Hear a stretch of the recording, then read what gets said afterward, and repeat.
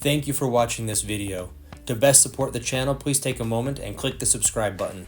Also, the links to purchase this fly and the materials to tie the fly are in the description. Real quick, we have a size 16 moonlit jig hook. It's the ML501 in the vise with a 2.5mm slotted tungsten bead, and we're using some Semperfli nano silk in 30 denier or 18/0. So go ahead and get that tied down and locked in place. I'm going to go ahead and grab some pheasant tail to build our tail. Measure that out and put a pinch in right where you want, and put a couple of wraps down to get your body started. Tied that in a little bit long, so we're going to adjust that back just a little bit.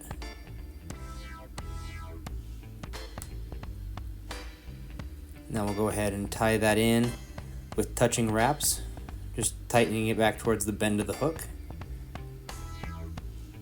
And we're going to wrap forward and trim off our big tag section.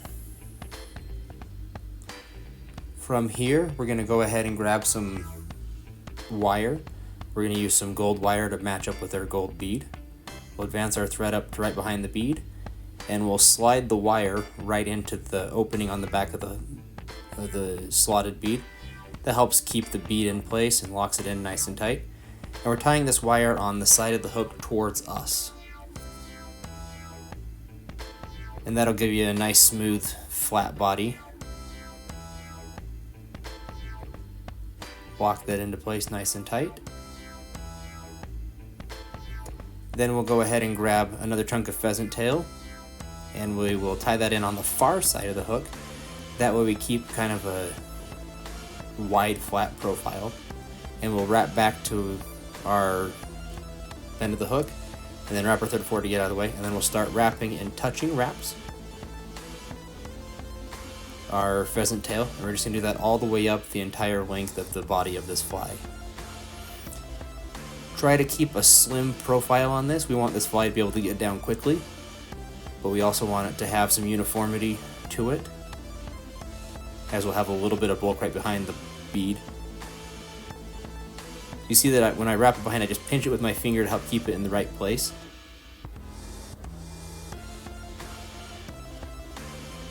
Then I'll wrap that up right behind the bead, and then I'll grab my thread and we'll do a catching wrap or two to get that into place. And to make it as simple as possible, be dexterous and flip that around and tie with your left hand for a second to get that to lock into place. Pull that tight, and we're going to grab our scissors and trim out those butt sections, or those tips. Now we'll go ahead and wrap our wire in the other direction. We'll counter wrap that. So we'll wrap in open spiral wraps up towards the bead.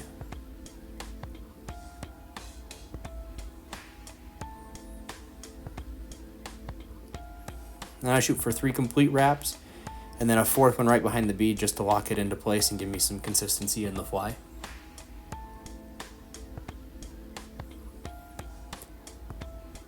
Then do some wraps of thread, and then go ahead and pinch in place and helicopter that little piece of wire off. I like pinching it in place so that the other sections of wire don't move on me. Now that that's in place, we're going to tie in another small section of pheasant tail. We'll use this as a wing case. This step is optional. I like it because it's a fun little addition. It makes me feel like I'm tying a more complex fly. And then we'll go ahead and grab some shrimp orange disco dubbing from Nature's Spirit. It's a bright orange dubbing that's got some shine to it. It'll be the hot spot that we're using on this fly. So wrap a small noodle up and put that right behind the bead. And then sink your thread right behind the bead. And then pull the wing casing forward. Lock it into place with a couple wraps of thread, and grab your scissors and snip that out. If you need to take a couple of small snips to get in as close as you can, feel free. And see, I have a small wing casing right there.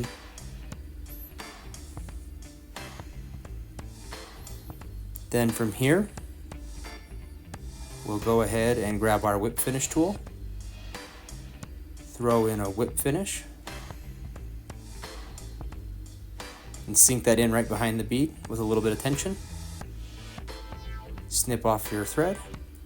Now we'll go ahead and build up a little bit of a protective wing casing resin spot. So put a couple dots on there and then cure it. And then I go back in and put another second dot, or another separate dot on top of that to give it a little bit more of a rounded and smooth shape.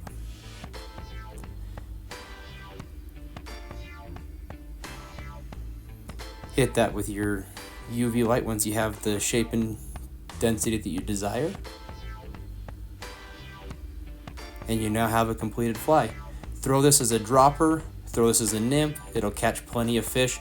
All the supplies are available in the shop. Please swing by and check us out.